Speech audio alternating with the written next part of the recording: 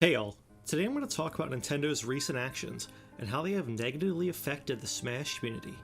Not only that, but how Nintendo has been incredibly two-faced with this very same community. Throughout its history, Nintendo is one of the most beloved gaming companies on the planet, while simultaneously managing to be one of the least consumer-friendly and as antagonistic as possible towards their own fans. Nintendo routinely puts out amazing, high-quality games that people of any age can enjoy, while at the same time, offering outdated online play, one of the most problematic controllers in recent memory in the Joy-Con, routinely spiting their own fan bases. But back to the main point of this video. Nintendo constantly doing everything they can to hinder their own communities, with Smash being at the forefront due to its wild popularity and focus on multiplayer. Since its inception way back in 1999, creator and director Masahiro Sakurai has been loath to embrace the Smash competitive scene. Sakurai has been repeatedly quoted saying that Smash is not a fighting game, and that if players want to enjoy strategy or competitiveness in playing against others, then other fighting games are probably a better choice for them. Sakurai also holds the belief that tournaments for money are against the core of Nintendo's beliefs, that games are meant to be just games. Here's a quote from him. "It comes to a point where they're playing the game for money, and I feel that this kind of direction doesn't coincide with Nintendo's view of what games should be." It is clear from the many interviews Sakurai has done over the years that he believes Smash to be a fun, and I'm going to get shit for this, party game. Something anyone can relax and have fun with, even when the players in the same game have a wide skill gap. Now, I don't think this is a bad thing.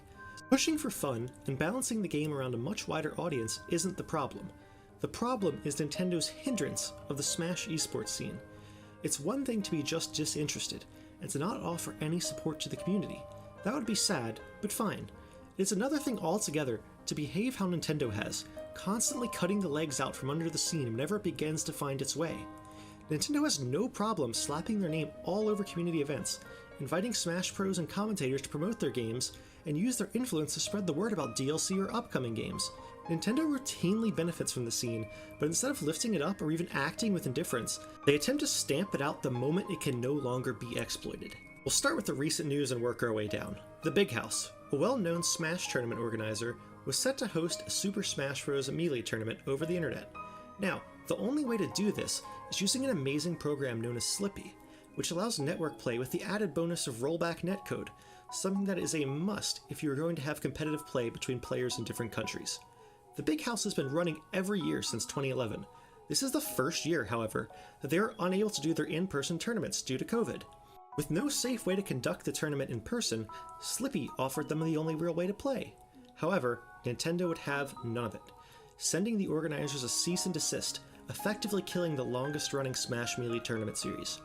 The community at large, as well as many in the fighting game circuit, sent their displeasure to Nintendo directly on Twitter, causing them to respond with this.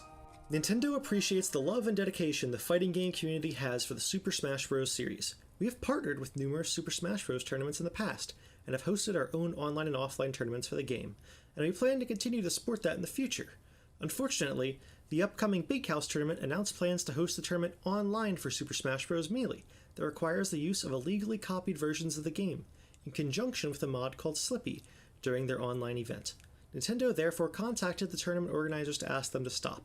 They refused, leaving Nintendo no choice but to step in to protect its intellectual property and brands. Nintendo cannot condone or allow piracy of its intellectual property."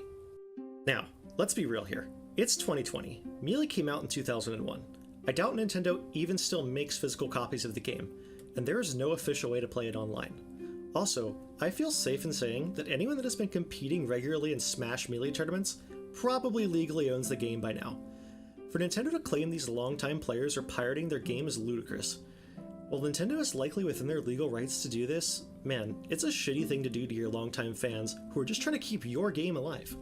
Throughout the history of the scene, a number of third-party organizers have tried to do Nintendo's job for them.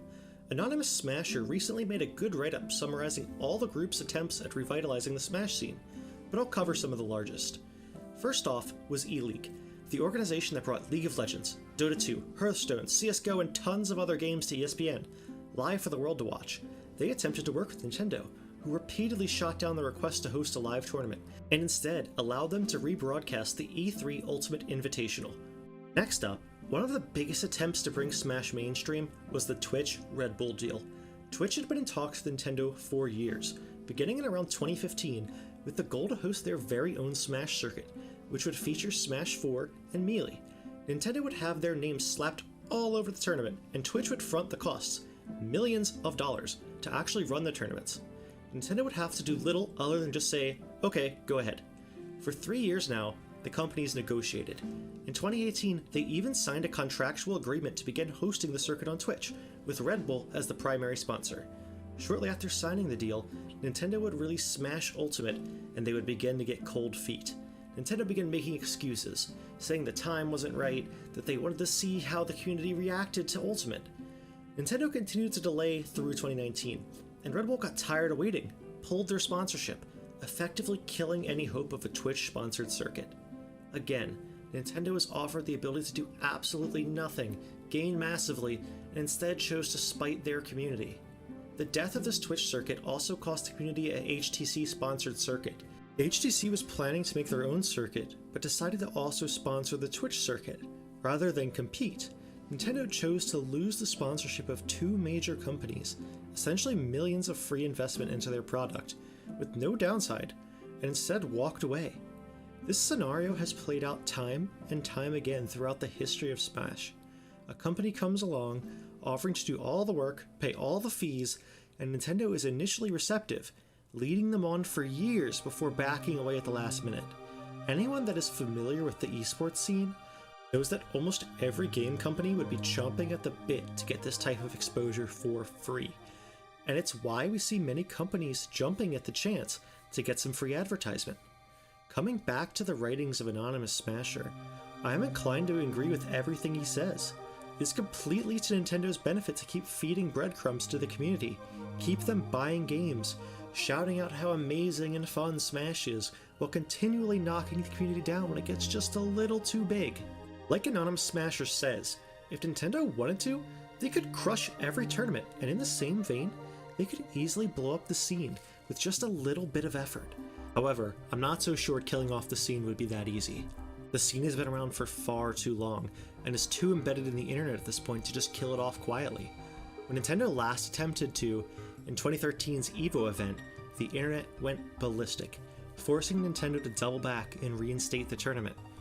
Don't let me forget to mention that Nintendo tried to cancel this tournament after it raised over $100,000 for cancer research.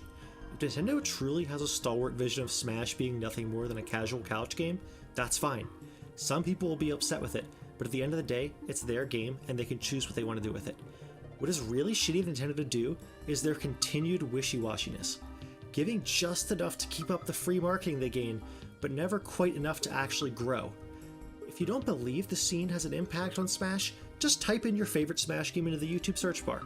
Besides the all-important DLC speculation, almost every video is related to competitive Smash, ranking, or tournament play and discussion.